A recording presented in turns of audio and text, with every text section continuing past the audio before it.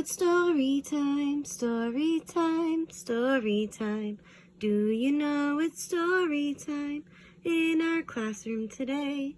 The title of this story is The Kissing Hand by Audrey Penn and illustrations by Ruth E. Harper and Nancy M. Leake.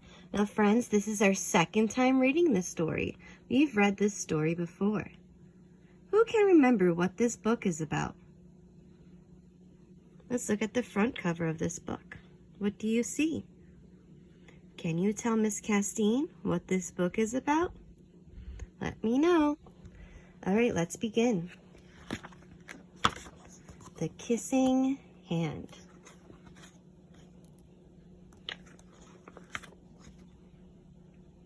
Chester Raccoon stood at the edge of the forest and cried, "I don't want to go to school," he told his mother. "I want to stay home with you. I want to play with my friends and play with my toys and read my books and swing on my swing. Please, may I stay home with you?" How's Chester feeling here? He's feeling a little sad.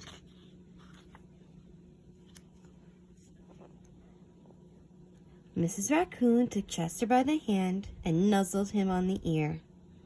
"Sometimes we all have to do things we don't want to do," she told him gently, "even if they seem strange and scary at first. But you will love school once you start."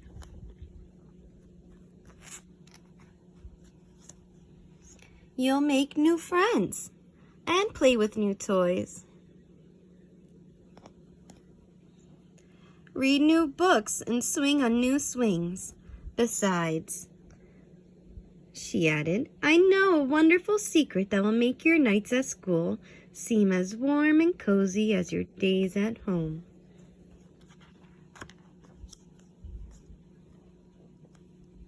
Chester wiped away his tears and looked interested. "A secret?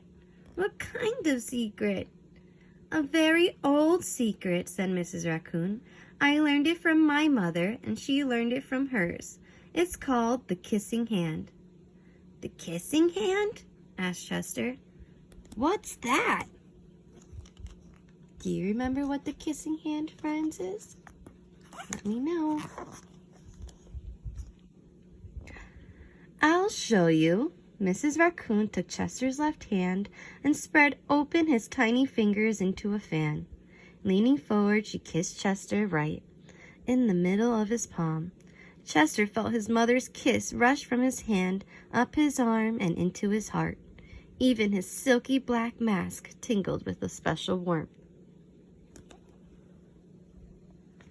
Mwah! She kissed him right in his hand to show him that she's always there and that she'll always love him. Mrs. Raccoon smiled. "Now," she told Chester, "whenever you feel lonely and need a little loving from home, just press your hand to your cheek and think, 'Mommy loves you, Mommy loves you,' and that very kiss will jump to your face and fill you with toasty, warm thoughts." She took Chester's hand and carefully wrapped his fingers around the kiss. "Now do be careful not to lose it," she teased. "But don't worry, when you open your hand and wash your food, I promise the kiss will stick." Chester loved his kissing hand. Now he knew his mother's love would go with him wherever he went, even to school.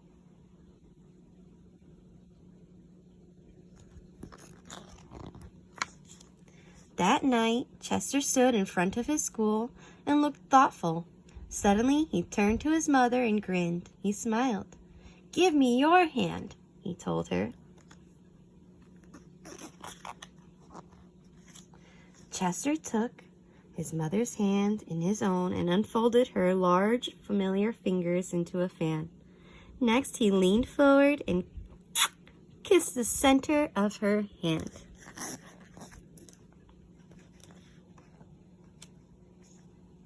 "Now you have a kissing hand too," he told her. And with a gentle goodbye and I love you, Chester turned and danced away. Oh wow, so now he seems excited to go to school. But before, Chester was feeling worried. He was really worried when he started school. Mrs. Raccoon watched Chester scamper across the tree limb and into school. And as the hoot owl rang in the new school year, she pressed her left hand to her cheek and smiled. The warmth of Chester's kiss filled her heart with special words. Chester loves you. Chester loves you, it sang.